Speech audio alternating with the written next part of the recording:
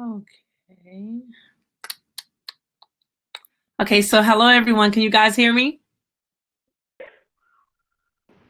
Can you hear me? Hey, how you doing, Sister Sheila? Hey, hi. I'm so glad you could join us. And you look great. That's your phone? Yeah, yeah. I didn't know if it was going to work or not. I was like, I hope it do. But it turned out good, you know what I'm saying? So I'm glad Okay, for great. that, that I could join you and, the camera's clear. Listen, So I'm I'm glad to glad be you're here. here. Thank you. Yeah, I'm glad you're I'm glad to here. be here too. We're gonna start the show. Um I don't we haven't started already, have we? Well, it says that it's live already. It's been 3 minutes and some change already. Okay, That's yeah, what it while we have a says. listening Yeah. audience. Okay, great. So listen, so what we're gonna do is I'm going to send you out for right now. Okay. Right, and I'm gonna bring you Mm, back because I want to address something um with okay. this here right now. Okay. So I'm gonna ask my tech help if they can. Fantastic, thank you, thank you. Okay, so I want to get right into this. Tonight's show is simply plain and simple, just about voter suppression, and one thing always leads to another. And first of all, I just want to say thank you for Kenneth Tut for joining us this evening. Sheila, you know I go to the end of the earth for you. We good. Okay. Okay. Listen, I'm not going to keep you long, but I do want to address something. So to the audience, thank you for joining us this evening. The first thing I want to address, because I want my friend Ken to be out of here.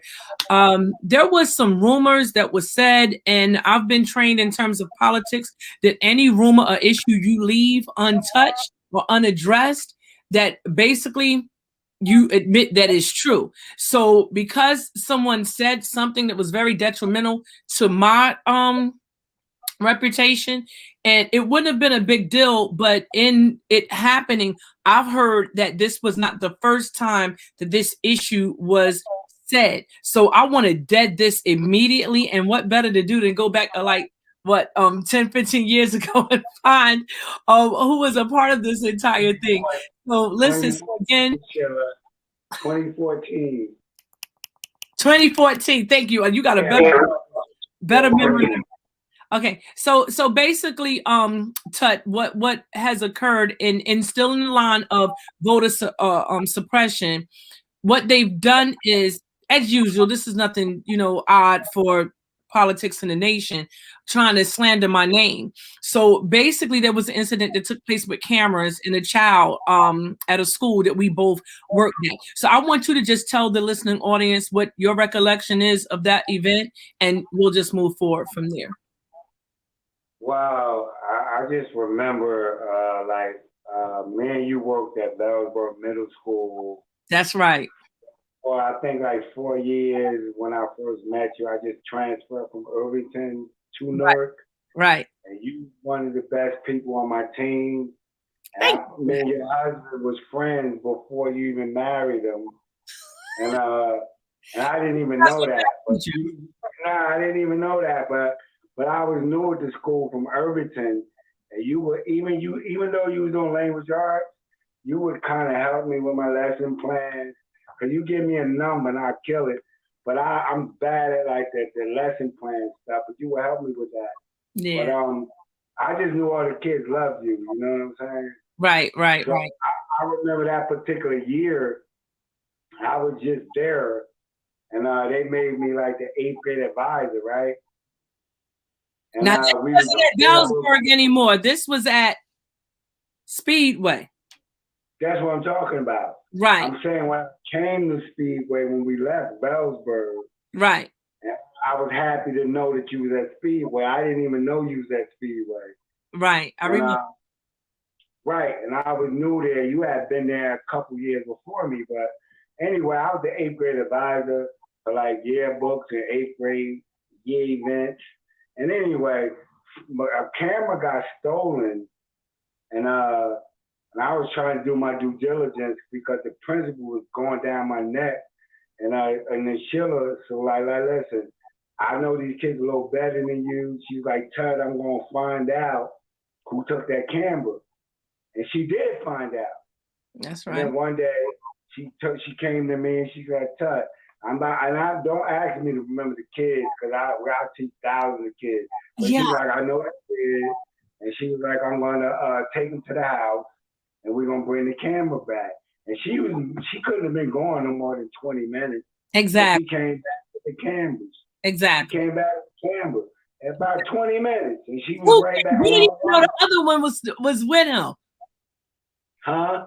You didn't know the other camera was with him. You thought it was one camera, but Oh, he that's why I said it was a couple cameras, is what I'm saying. I didn't know you even left. right, You just told me you was gonna get them back for me, and then like one I didn't lunch want you break, to get in trouble. huh? I didn't want you to get in more trouble because that was that year that Right, Kenny Anderson. because you know they was all breathing down my neck Right, for right, some reason. I don't even know. But right. we won't even go there right now. But But no, anyway, but no, listen, that's all I wanted you to address, Tut. I know that you're busy. I'm not gonna keep you because we have a lengthy show this evening. But is yeah. anything that you want to conclude? Feel free. No, I'm just saying it was all help from you. You couldn't have been going no more than 20 minutes.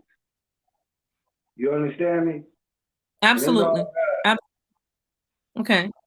And I appreciate Listen, that. I appreciate you. I Love you. And appreciate the next time, maybe I'll bring the mom. Anyway, I got a call coming in. Thank you. Okay, thank you. Thank you so much. Thank you, Tut, for coming on and joining us. So you guys were able to meet this evening. Mr. Kenneth Tut, like I said, like he said, we worked together for years. He had a situation with cameras, one camera that he thought was lost. Come to find out, the young man had both cameras. I'm thinking I'm doing a great thing bringing the cameras back to school, saving the entire 8th grade yearbook as well as the graduation photos. But it was a year that our community was being taken over by I want to say privatization, right? Under education reform with the then superintendent Cammie Anderson. So once that was done, that was done. But like I said, I wanted to just relieve myself of anybody. And I think it's really horrible for anybody to try to even insinuate that something negative happened because of that. So it did not. And to move right along and just to connect it to what we're talking about, just voter suppression, period, right? This city has a history, a wide history of being kind of governed by what a lot of us refer to as the 5 families, right?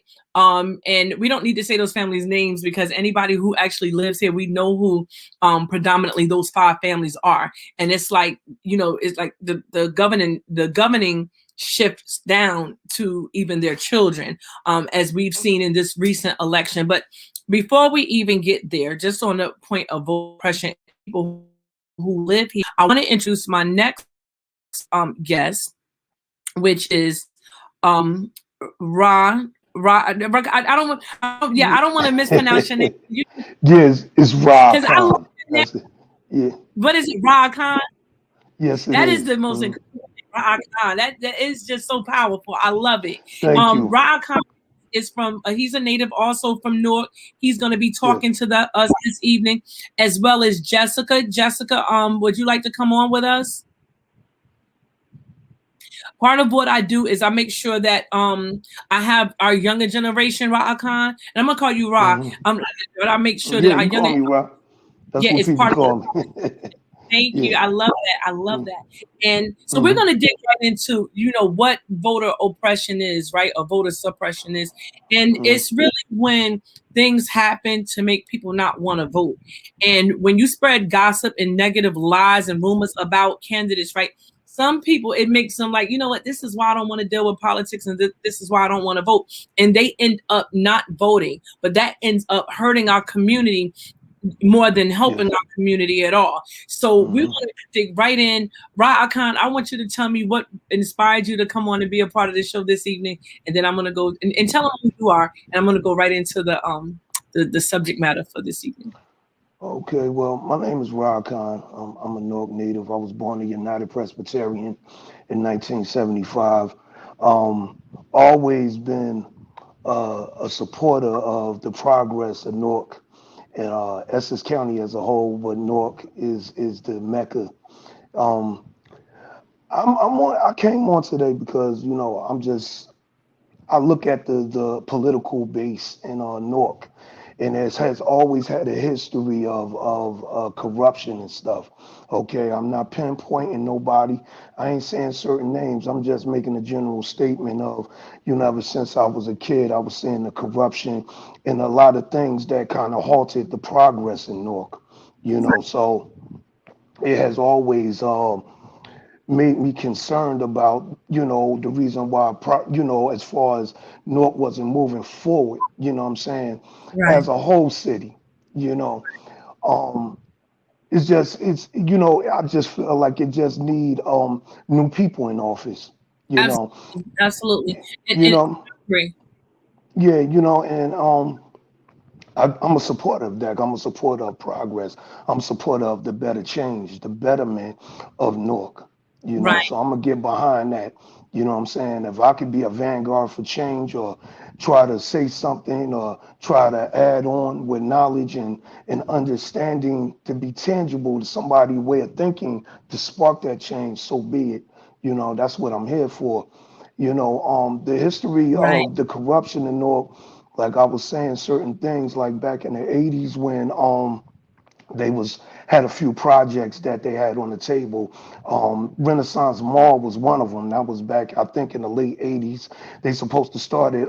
They started the construction back in like I think 89, 90, and it was on Broad Street. Matter of fact, the location was over there where the Prudential Arena is at now. That's Wow. where the Renaissance Mall used to be when they started the construction. The construction started around 89. But the thing was is that the construction came to a halt. It stopped. They started the construction, but it never got completed. And it just sat there for a lot of years. Now the word, that was going around the city that there was some corruption involved and the funds were stolen, so they couldn't complete the construction of the Renaissance Mall. So it sat there incomplete for a lot of years. You know what Wow. I'm saying?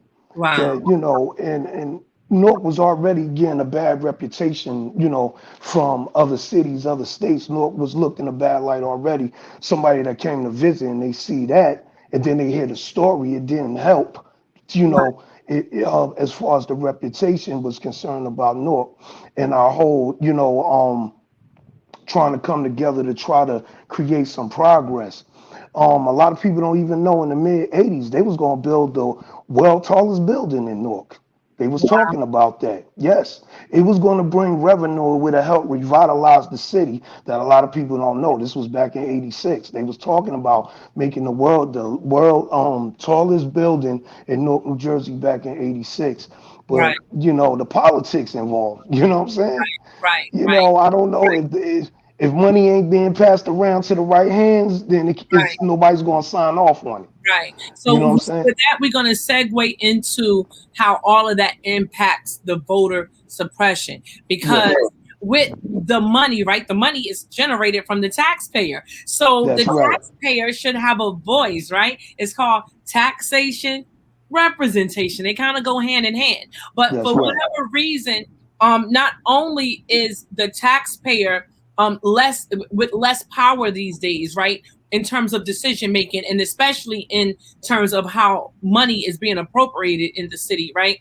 But there's like an active thing that is happening to make people not want to vote, and that is what we're going to address tonight. And because there's several issues, and the first one I want to talk about is and I want to get your opinion on this too, for each Mm. of them, and I got around quite a few. We're going to go, like, it's 7:17, we're not going to go past 8, we might not go past 7:30, but we'll see how this goes. It's our show. So Okay. I put in petitions to run for mayor, and I personally had conversations with near each and every one of these 1,644 people. In fact, I turned in Mm. 1,677 petitions. But now when they kick it back, they say it's because of, it's 400 people that it was unqualified. I thought Mm. that was outlandish. I thought, no way.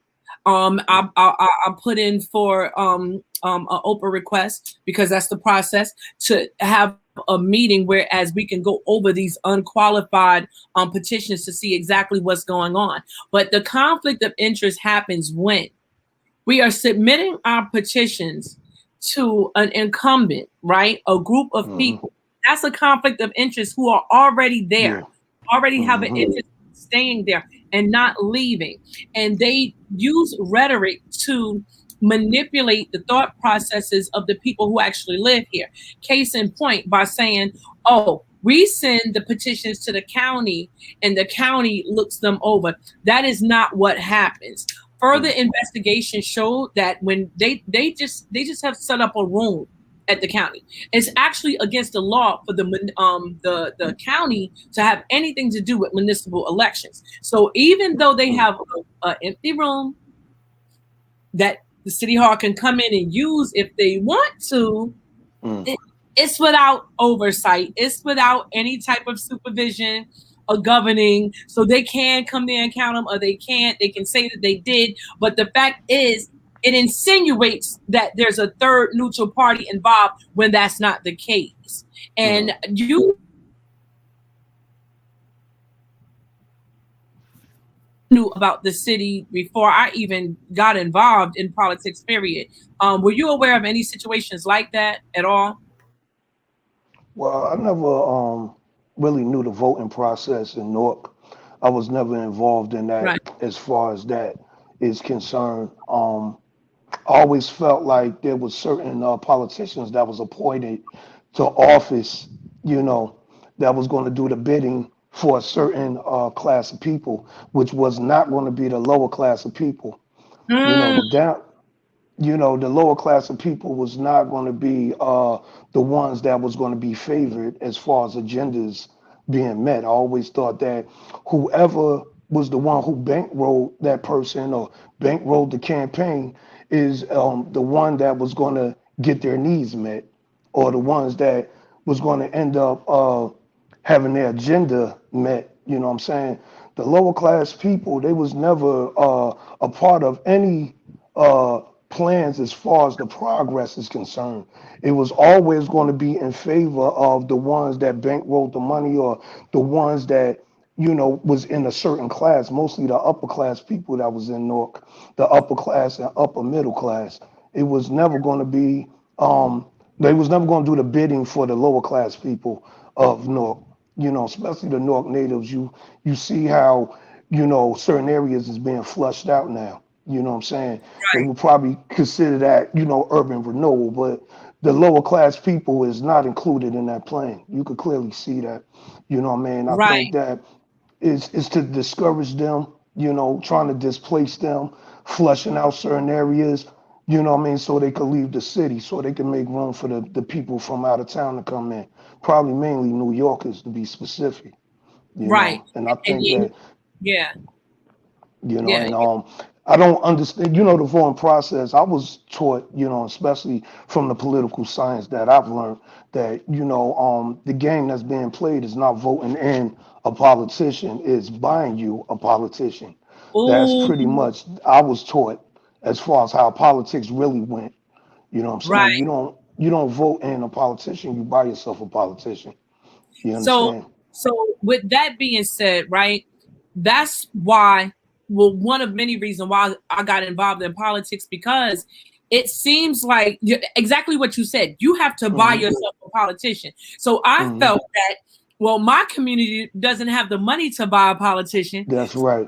Put myself Hmm. in position. I will train myself with everything that you need to know. I will arm myself with the knowledge that I need to be able to compete, Hmm.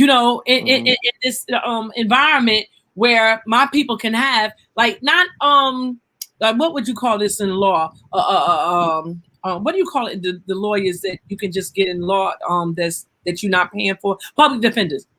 Public Public defenders. defenders, yep. So it will be like a higher grade of public defender, right? So that we have somebody to Hmm. protect our needs and our wants, because if we might not have the money to do. And so I saw that in respect. I said that they were looking for money. Okay, so I don't know what's going on with the Wi-Fi, but I saw that they were looking for money, the money that comes with when somebody buys your candidate, right? And you have, and people don't look to see where the money is coming from, right? So this person have all of this. It's almost like Christmas in the community, right? All of these free gifts and trinkets are passed out, and people look forward to that. So so that became a problem, and I think that also was tied into voter suppression. So I want to just add on a few other things that I've seen in terms of oppressing the vote, and we'll move on from there. First of all, some reports of threats and evictions. Many of the seniors are reporting threats of evictions. You know, we've given you turkeys, we've given you water, and now we expect you to vote for us. And if we don't get the vote, or if we don't get your signature on this petition, you could be booted out. That is like insane that anybody would have the mindset to even put that type of pressure on seniors, right? But it's happening, right? It is quite a few things here. I just want to go over a couple, then I'm gonna, pass it back to you. And I think I'm not sure I'm on my right notes right here. I'm not sure.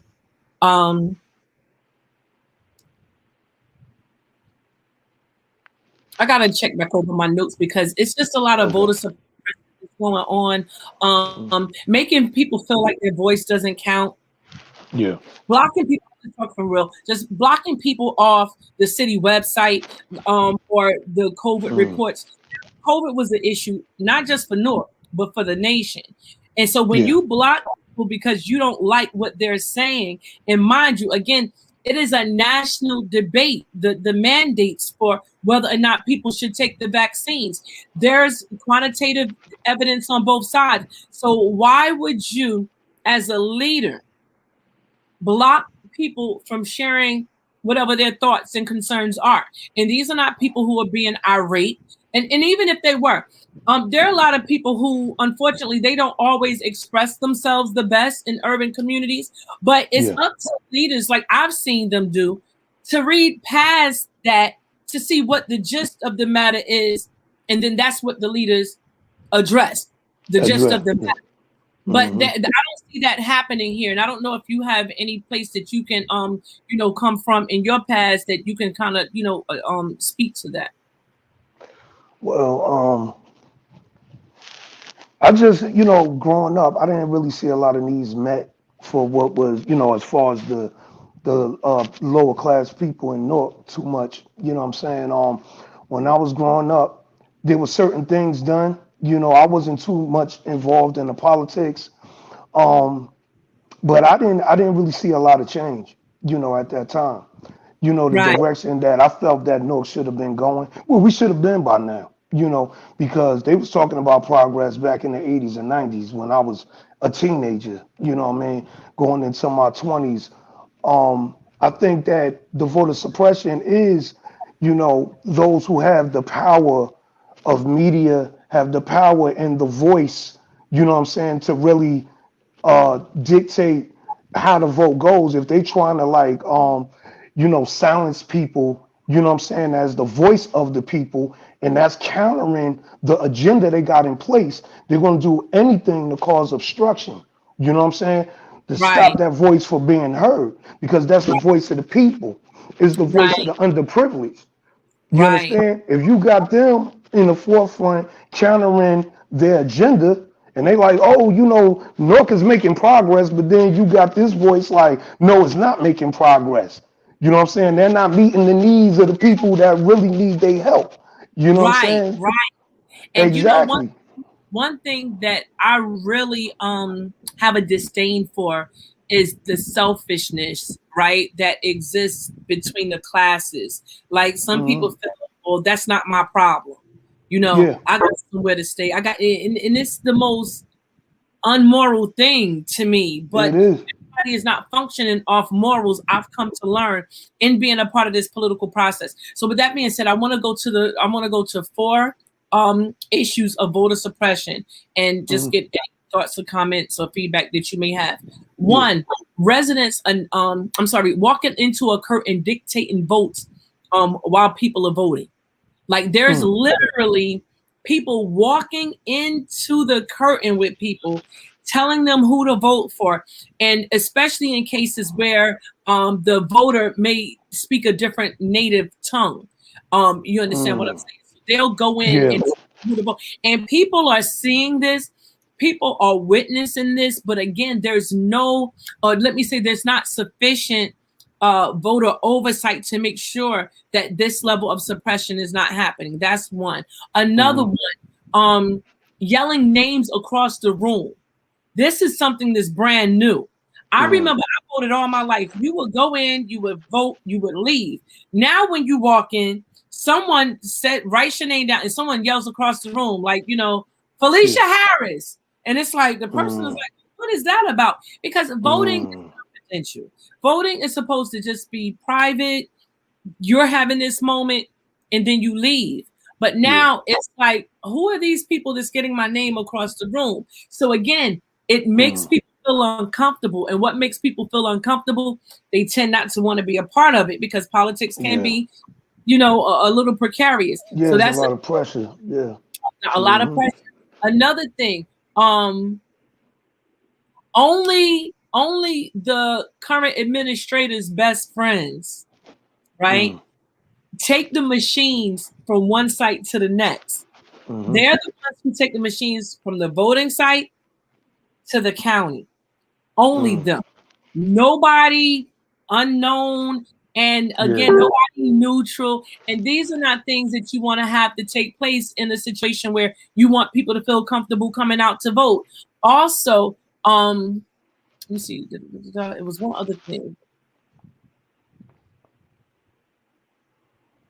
It was one other thing, but I'm going to stop right there, I think, because, like I said, my votes is a little bit in disarray, and forgive me just from getting petitions all day. I was on a live just for this one, but you kind of get those things right there. That it's just a feel of there's small thing. Oh, I know what the other thing was. On the petitions, at the bottom, it reads a line that says, you know, these petitions can, basically, I'm summarizing, can and will be read publicly by anybody upon request.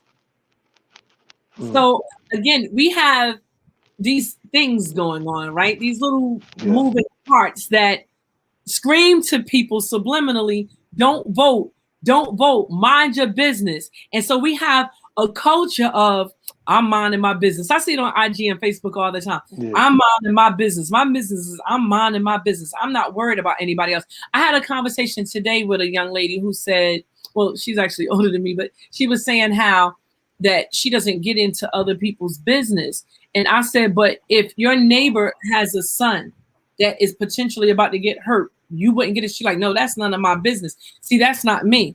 And actually it's happened. I've come home at times when I've seen, you know, incidents occurring in front of my house with my neighbor's kids, and I had to involve myself to save lives. So again, that same environmental thing, it's like no snitching.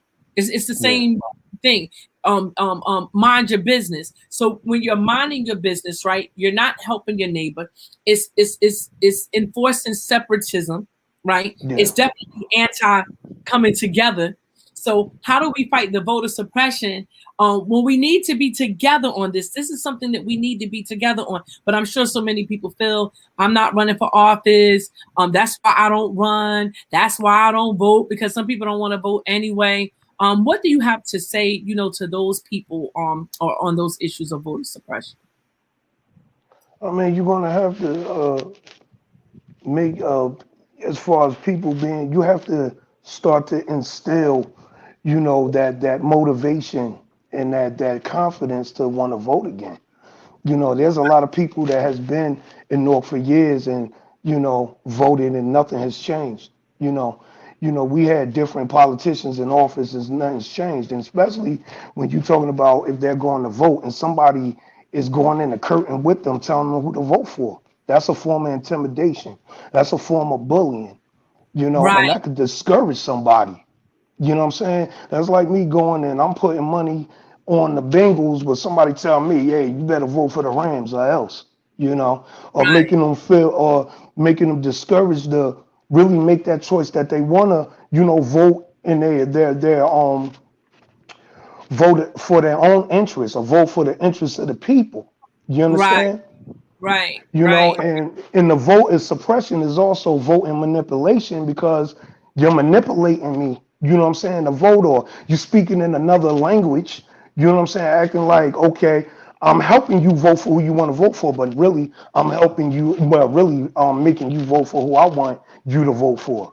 You know what I'm Right. saying? So Absolutely. just these are gangster tactics that's being used. You Right. understand? I can't put it any plainer than that. You know what I'm saying? This is gangsterism. You know what I'm saying? To a certain degree, you know what I'm saying, by these tactics they're using. You're doing voter manipulation, and then you're able to take the voting machines, you know what I'm saying, from the administration that's already in office. They get to handle that. You know what I'm saying? If they want to you not count votes, they can do that. They have the power to do that. That's too much power.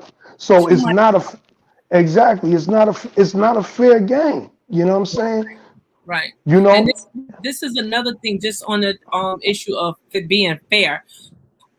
Uh, we're still trying to figure out, right, in the city, how is it that the petitions went up from 1250 to 1644 for mayor. 1644 petitions. Now, mind you, during a Yeah. pandemic, Yeah. during freezing winter when it's been like 14 degrees outside, Yeah. Yeah. during all of this that's been going on, and you have to get 1644. And mind you, the governor only had to get 800 petitions for the entire state. For Mm. the entire state. But in Wow. this one state, you had to get 1640. That's more than double what the governor needed for the entire state. And not only that, the Mm. governor was able to make sure that those petitions were made electronic. So we couldn't have electronic petitions. We have to get them freezing over Mm. double what he got, right? And Yeah. then and it gets better. Oh, the voter suppression doesn't stop there. They closed down the buildings, not because of COVID, not because of the pandemic at Oh all. no. They closed down the buildings after the petitions came out, and they just said no visitors. Now, mind you, the seniors were forced in the building to get the vaccine. So Mm. you didn't close it for their safety. You know you didn't. And we saw the memo. It had nothing about that on it. But Mm. what did happen was they Mm. closed the building for no reason. They just said no visitors, but they sent in teams in every building to make sure that they got their petitions. And so by the time the buildings opened back up, it didn't matter if you got petitions from those people because they wouldn't count, because whoever submits them first, Mm. that's who counts. And That's it who gets counts. better. It gets Yeah. better. You Mm. can't even use the media, right? Because there's a monopoly on media. That's I right. remember the first time I got an article, it was from, I want to say Steve Autobotto Jr. did an article that I was running for mayor. So Mm. another means of suppression. You don't even get to know the candidates that are running unless you Yeah. create your own platform somehow. Mm. And how do you Yeah. do that? All of these things require creativity. It requires working together. But in the West Ward, for example, there's Mm. nowhere that you can come together and just have a conversation about sports, a Conversation. conversation about I mean, and you have a cigar bar, but everyone doesn't go to a cigar bar. I'm just saying a Yeah. place that you can come in, like a recreational place or somewhere comfortable that you can go in. Like that, it exists in other towns that you can go in, Yeah. have a conversation about politics. Because guess what? In the schools, you can't have conversations about politics. You can bring candidates in there, but those Mm. voting machines come in. They want the Yeah. parents to vote, but they don't want the parents to be aware of who it is Yeah. that's running. So that's a big issue. I don't know, if you Yeah. recall that. It gives leverage to the one who's already in office. You understand what I'm Right, saying? Because the campaign of the candidates that's running against that politician, it's hard to get notoriety if you don't really have the platform or you're not getting the media coverage that you need, so it can be more of a competitive race. You know what I'm saying? So It's just all the things that's in place really goes against any candidate that's going against a politician that's already in office. And I don't know how that could change because it just seems like the whole voting process in these elections are rigged. They look rigged, you know? And because of that, like I said, the one who has the bread, the ones who's bankrolling this politician that's been in office, the upper class, like I said, he's going to do the bidding for them. And then the unfortunate people, the lower class people get ignored. You know what I'm saying? And it's a shame because I was talking to a brother, about that transit village that's getting built over there on Broad Street, over there where the Bear Right. Stadium was at. And I was like, those are luxury apartments. I was like, the average Norker can't afford that. He like, well, either you're gonna have to, find a way to get the money or get out. It was very cold. You know what I'm saying? Like, well, the lower class Norkers, if they can't adjust to the direction Nork is going, then that's just on them. You know what I'm saying? Where now it's like you have these different people that's in different economic classes, you know what I'm saying, that's in the upper economic class, not caring about the people that's in the lower economic class. He's pretty much saying, well, if they can't afford it, just get out of North. You know what I'm saying? And this is what you're Yes. doing. You're dealing with this type of mentality. And And it's this is what's, yeah. It is sad because it's countering, what I'm saying, the people that do care about, the underprivileged, the impoverished. You see what right, I'm saying? They acting like they a burden, and they really not a burden. They are the right, face of Newark. You know what I'm saying? These are these are the voices that's not being heard. You know what I'm saying? But just that attitude alone is muting their voices even more. You understand? And then here you have somebody who is, who want to be a politician, to be a voice and an advocate for the unfortunate people. You know what I'm saying? And then you're going to do everything in your power to try to suppress them or stop them from getting in office because you down with the agenda of, the upper class that want to take over Newark and push Newark in a totally different direction. right, right. And You and know? it's just so disparaging. And when I'm talking to people, people are of the mindset, oh, I'll just help you, underground. I'll just help you, behind closed doors. So you really don't even Yeah, get an opportunity, right, to help people how you want to help or be a part of a campaign and have that wonderful experience as it should be. But it that is should be. so about like you said earlier, it's so about the gangsterdom here. It's so about the Yeah, bullying and the yeah, manipulation that if you yeah. actually run for office, I'm sorry, there's no way that you should lose your job because you're That's right. exercising a democratic right. That's That's insane. right. I Yeah, literally had someone to call my job where I was working, not even in this city, I was working in Irvington, yeah.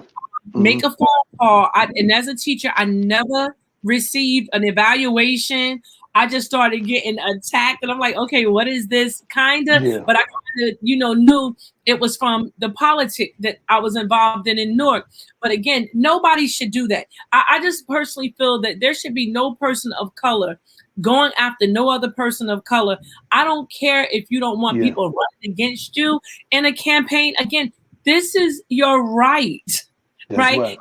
Only for and this is a person, right, that we're talking about who ran for office for 20 years against Sharp James. Right or Yeah, wrong? We all that's right. are into Yeah, that. And was able to be yeah, a teacher full time. yeah, yeah. But yet and still, when you're in power, you Mm. don't reciprocate that same courtesy or respect, to your No. other, African American sisters and brothers, because that's deep. And Yeah, it this is is. not about just all the citizens in Newark, because it is, but at the same time, it just cuts a little bit more deeper when you know the struggles that we share in common, and you're That's still right. willing, to put your own personal greed and just being unfair, and also with the voter suppression and being unfair, it also inclusive of, let's not forget, not only was the buildings closed down, Mm, closing down the stores, didn't want us in mm, any of the stores. I literally mm. got calls from being in Dunkin' Donuts. A gentleman came out downtown Broughton Market, like, "Oh, I have to feed my family. You can't be here." What kind of phone call did that man receive? Another, Yeah, Four Seasons, a very yeah, huge, intimidation. Yeah, spot, in the Central Ward. They got a yeah, phone call. "Oh, you can't be here doing this." I was at ShopRite one day. "Oh, you can't be here doing this." What is this? Solicitation. I'm not selling anything. It is your natural right, and it's not against any type of laws to have people sign a petition for you. But again, if you use those bully tactics, right, and it yeah, doesn't stop there. Let's take the building up on Sanford in the West Ward. yeah, I'm not sure the name, but it's privately owned. Even the private building owners know we only let the incumbents into the building. Oh, and it gets better. It doesn't stop there. The churches, the yeah, churches on it. The churches won't allow their congregation to fairly meet other candidates that are running. So you have an entire conspiracy. yeah, yeah. It's You do. Yeah, it is. Like the churches and these places of business has been incentivized to, ignore other candidates. You know what I'm right, saying? They have to follow instruction. That's the right. downside about it. And because of these bullying tactics, they scared. You know what I'm saying? And it's a shame So that how do we mhm. yeah, I ain't hear you. What you say? I'm sorry. As far as moving Oh yeah, I'm forward, sorry. I was mm, Yeah, I mean, because even with the organizations, like I said, it's an entire conspiracy. Even if you look at the yeah, different organizations in the community, they shun people who are not the current administration. And I yeah, just think that there's no way that we can show any significant progress, right? We hear James Baldwin and snippets of Martin Luther King and Malcolm X talking about situations of social justice, situations with education, unemployment, police hmm brutality, and these situations have not changed, not yeah. It's one, true. not Yeah, one bit. And you have yeah. people in office that was in office when I was a baby, That's right. and Yeah, and and, and they still and in office. yeah, Yeah, and God bless them, not to say anything personally about them, but when they pass away, it's almost like it's a dynasty that their children yeah. and their family Yes, only has to they be in. get the seat. Yep. And this is not how it's supposed to be. But when you No. call, I'm not going to say any names. I don't want to be, when you call groups that's supposed to address it, organizations are in place to address this type of thing. They want to be in, right? So they're Yeah. not going to address it either. And even if you call the police, there are so many instances where the police, and not all of them, Yeah. factions of the police are made privy and involved, right, on the conspiracy to get done Yeah. whatever needs to be done. If this hmm candidate needs to get pulled over for some reason, or if this candidate needs to get locked up under fictitious purpose, mm and it's like, wow, Yeah. you It's a know, lot. You know what I'm saying? When you see a lot of these major cities, you think it's a democracy, but really it's an oligarchy. You know what I'm saying? It's a small percentage of ones that's the power structure of the city. You know what I'm saying? Like you said, there's like these family dynasties of, in politics, and it get passed down to the child after, the parent pass on. It's a tight knit thing going on. You know what I'm saying? You have an oligarchy, so you have a small percentage that been running the city, and it's a bloodline thing. It's not about what you know, it's who you know. You know what I mean? And if you ain't really tied into them circles, what I mean, it's going to be hard to get in these positions where you can make change for the city, you know what I'm saying, or be a voice for the underprivileged or the ones that's unfortunate, and a lot of people don't know that. When you understand the politics is really, what I'm saying, a small group, and it's always been like that. It has never really been a fair type of system where you can compete fairly and everything is done on a fair basis where, what I'm saying, you can right, the process is fair. You know what I'm saying? So you have, like I said, you have oligarchies where you have people that been the power structure in these cities. You know what I'm saying? So like it's so tight knit. It's, you know, they're getting appointed. People are not getting voted in. People are Right. getting appointed into these seats. You Right. understand? And you know, and that's a perfect point that you made, because I'm sure that you are aware that Mhm. Newark had a huge water issue going on, and Yeah. Yep. being compared to Flint, Michigan, Flint, Michigan. yeah, I had water activists come here to help us force accountability in the city. And you know what was surprising to me when you talk about those appointments, it was a gentleman who had just came home from prison. And I'm all for second chances, but you're dealing with a water situation of Yeah. contamination that's being compared to Flint. And I mean, we're right here with NJIT. Why can't we Yeah. get Right somebody there on who High Street. Yeah. what's Hmm. not your man's that you want to put on to get a paycheck? And that's exactly what happened. They put that guy in Mm. charge. And again, nothing personal against him. He could be the Yeah. nicest Yeah. person. And that's another Yeah. thing too. I even resent how they make business matters emotional, and they make it into, oh, you just don't like. I don't even know this guy, but I know he was qualified to do the job that took Flint, Michigan water activists to come Yeah. here, teach us about what they did and how they was able to force accountability. We needed to collaborate because none of us know Yeah. everything.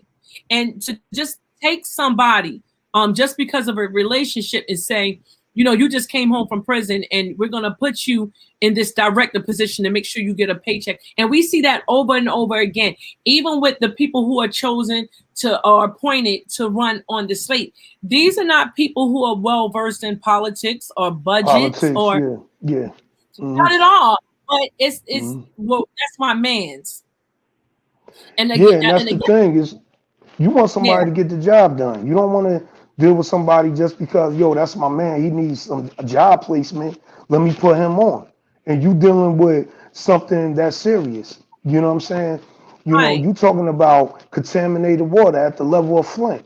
You want somebody to come in and be able to find a solution to that resolve. You know what I mean? Not sit there and put somebody, you know, in that position and they don't know what they're doing. That is very vital. You know what I mean? right. Critical to the city. You know what I mean? So I understand that. And like I said, you know, is the politics is a lot of corruption in it. You know what I'm saying? So much corruption, and I don't see, like I said, it's coming from people who they know the history. That's right. They know the Yeah. history, Yeah. and you're still advocating for corruption. You're still advocating for the hurting of other people, right, at your hands, because right, everybody wants to be in charge, but it takes a level of empathy to be in charge. It takes a level of understanding and comprehension that people are different. Everyone's That's not the right. same. And just because somebody is different from you don't mean they're bad. You know, I'm Yeah. watching on Netflix this movie really quick, right, called Hmm. Last Kingdom. And Hmm. this guy has bent over backwards to do everything for the king. And no matter what he does, this guy just never trusts him, you know, Yeah. because the guy is great, but the guy has Yeah. no ambition to be great in that way. He just wants to serve his king. But sometimes people could be so insecure, right? Yeah. They Yep. mess it up for themselves. They cut off their nose to spite their face. And I think That's that it. that is, you know, indicative of what we're seeing in Newark. But just to get back to, because you're such a wealth of knowledge, I just want All you right. to Thank you. share, you know, and thank you again for coming on this show, Oh yeah, because I appreciate it. Thank you. I Thank talk you to for you, having me. you just shut me down, and that ain't easy to do. And not shut me down in a negative way, but I know what you're saying. you Yeah. make me Mm. pause and listen to you. And I just Hmm. want you to share some things, you know, that you are aware politically, because our people are not educated politically, including myself. I'm learning a lot, and I have learned a lot about politics, but there's still a lot that I don't know. And I think there's a lot of information that we all need to know so that we can make the best decisions together. You know, Hmm. to have progress happen in Newark, and not, we don't want Newark to be like Harlem, right? We don't want Yeah. Newark to be totally gentrified. We understand that we do. Exactly. Yeah. You Yeah, know. we understand that we need development here. We get that, right? We need jobs here, but we also need people who care. We need housing for people. We just can't put them out of the projects, knock down all the projects, and we don't have something to sustain those families. You understand what I'm saying? Yeah, At exactly. an affordable cost, because sometimes they say affordable, but people can't afford it. Yeah. So I think that, I just feel like, us as a people that care about the people, we have to think on a level of just try to build as we go along. The issue with, Newark, as far as the poor people, they live in areas where there's no industry. You know what I'm saying? When I was living in Newark at the time, when this was back in the 90s, I couldn't find a job that paid me enough to hold down my rent. I had to work up in Parsippany. I had to take a bus that went all the way up there. I think that a lot of people are put in positions where they have to do things they don't want to do in order to survive. And sometimes that includes criminal activity. We know there's an issue if somebody's working a 9 to 5 and then they got to do something on the side, like a side hustle, to be able to pay bills or they're able to hold down rent. As far as housing placement, they knocking down a lot of these areas. I remember when they flushed out Carmel Towers some years ago. A lot of people was complaining that they got vouchers, but it wasn't enough for them to get another apartment or affordable housing. So that put them in positions where, they're going to have to find somewhere to live. Sometimes it's outside of Newark. I feel that people should be put in a position where they have that choice if they want to stay in Newark or leave Newark, not be put in a financial position where they have to leave Newark because now all this inflation and then they raising the rent or they're knocking down affordable housing. They're putting up luxury apartments and nobody can afford to live there. Okay, right. they doing the same thing in East Orange. It seems like even the surrounding cities around North, they're gentrifying. So you don't have no place to stay in Essex County. Right. Pushing And them out of Essex County. Period. That seems like that's the plan. When you that's overlook, when you look at the whole layout on what they're doing, with knocking down these old areas or they're renovating these buildings and then turning them into luxury apartments. Like I said, what class of people are you doing this for? Who are you revitalizing the city for? It's not for the lower class. It's not for the people that's on a certain budget that don't, that puts them in the lower class. It's not for them. And how dare any council person, mayor, or anything else for the money that they're getting. These are 6-figure people who say, well, I want to deal with a citizen who doesn't agree with me. I'm going to block them. It's ridiculous. Listen, we're going to bring this show to an end because it's almost time. Ra, I'm really going to ask you if you could join us on the show again. Sure. You are a true wealth of knowledge. I want you to come on and share with the people. Wage, to everybody who joined me, thank you for our listening audience. Wage is an organization that started when advocating for gender equality. And basically what it is, it's not a feminist show. It's not a feminist organization, but it is something that, we have one woman on our council, and 80% of the women are voters here, make up the voting base. A lot of the young men that are shooting and get shot in the street, a lot of these mothers are single parent households. And I think that their voice needs to be heard. I think that their concerns need to be shared on a level that they're not getting blocked. I think that there's a lot of needs that women have, even for reentry. I talk about this a lot. Men are organized around reentry in Newark, but women are not right now. And they have a whole different group of issues. So we just try to tune in, bring our men on board to help us figure this thing out and navigate the process so everybody can live and be as happy as possible. And again, with the core mindset of progress and moving forward. Thank you so much for coming on. And I appreciate from being on here. Thank you very much, sister. And thank you again for everybody who joined Waves this evening. Good night. Good night.